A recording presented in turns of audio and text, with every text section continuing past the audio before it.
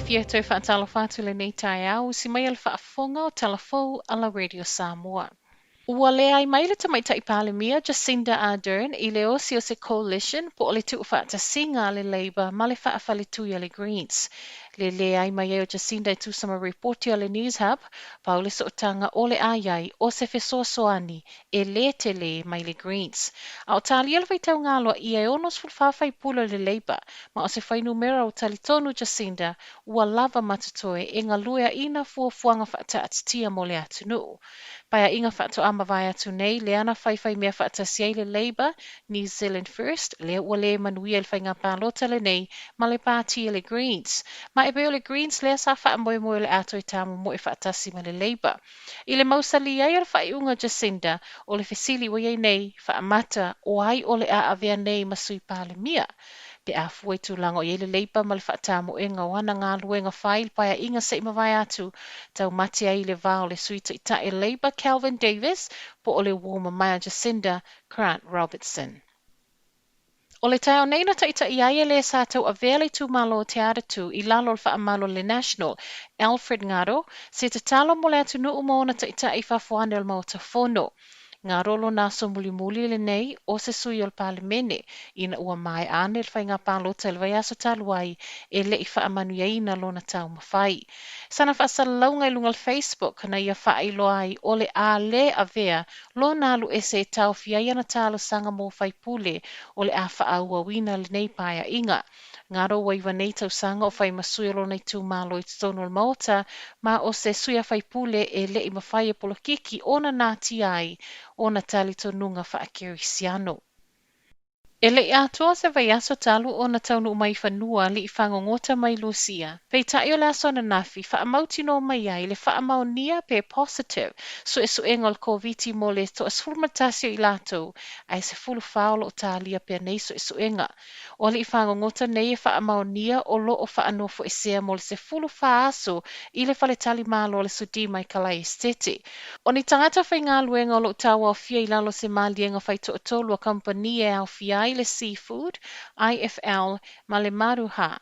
Whaaliai el pulesili o le company le Seafood New Zealand, Jeremy Helson, whai tau miliona leolo o whaaluina e company e au mai ai matutongi le whaanofo I sea o I lato nei.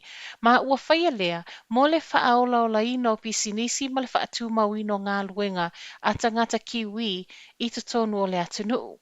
Masina taluai na au mai ai le whaatangana mai le malo e au mai ai nei tangata whai ngā luenga mai whafo.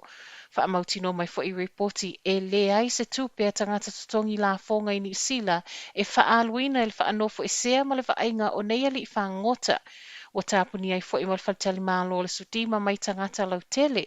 Ai ese mai nei cases e le o iai se isi le community ua whaamaonia I le taimi nei. Silia malefitus fuluafe ta la lea ua whaasalai el whaamsinonga, housing developers e lua I au kilani, po o e fuafua mawhausia whale I lungo whanua matoe whaatau watu. O le Imperial Northwest ua whaasala nei le tolus fuluafe ta la, ma le Imperial Garden I le fast fulfaafe ta la, ona ua leu sita ia tu unga mai inga na tui nato le Auckland Council. O le malienga e le tatau na sili atu ma le ono se lau tolus fulwono a feta la. Le tau e whaatau atu wai whale I tangata whaatau a whaatau ni o lātou whale motu. Pe tae o lea ua sili atu le tau na whaatau ina atu wai le maketi. Ua mai atu e tutongi ina atu e nei company le latalata I le whase lau a feta la I tangata whaatau whale na afia e tu sama polo a inga mai le Auckland Council. I le ioe ai la e nei company o le se wo la ua whaia, ua sa wai mal fautuanga I housing developers o lo whaia le nei amio o le amata I tūpea e le council, ma o le lua tau sanga tā luai na whaau luai le urua I whaitionga whaatatau il mata upule nei. Stasi neopolo keti na amata mai il pātia le national tau sanga ua mawai, whaingo ai special housing areas e whausi ai whale e ngā whātia e tangata o fia mauani o lātou whale whaatau mō le ulua I taimi.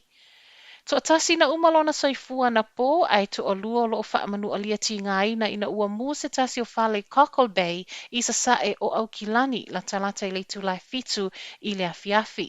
Tala lo fiso tinei mū tau nu watu o tele na sasao le afi ma e atangia mai o le ua maliu sa whaawhainga tau na maua ma na maua muli muliane ua maliu.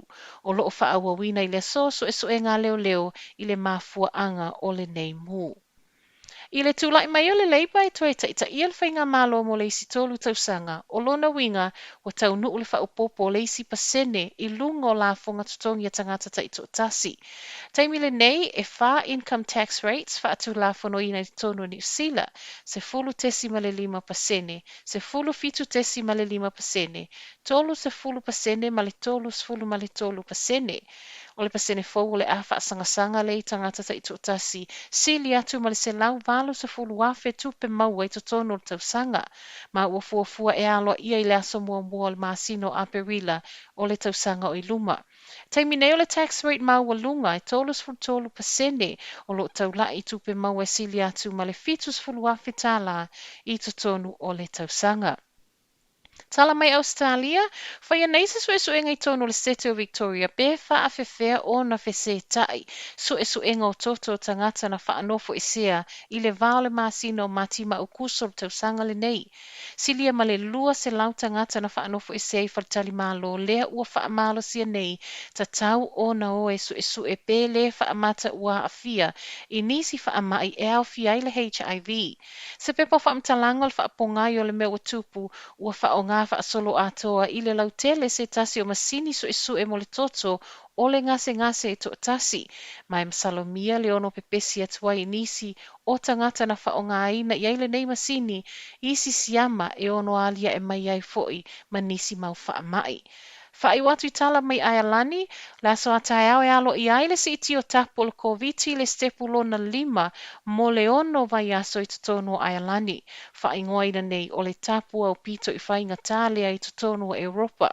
O le amtangal vai aso nei wha atua i Aialani se matati ai ala le i le to a tele o na tangata ua mau le koviti i totono le aso i tasi. A o si isi i pe i lunga le whai numero tangata a fia i Aialani, ripotia mai fo i tala mea tunu mamau e o atu i le lua se lau whasa fulu wafe tangata wa le ai nei ni ngā luenga. Ma lo i eilpopo le ngai ono sili atu ma le se lau wafe isi tangata o le ale ai fo ini ngā luenga i le stepu lona 5 lea ualo i nei foi. Tala nao le nei tai au manuia tele fuafuanga le nei aso.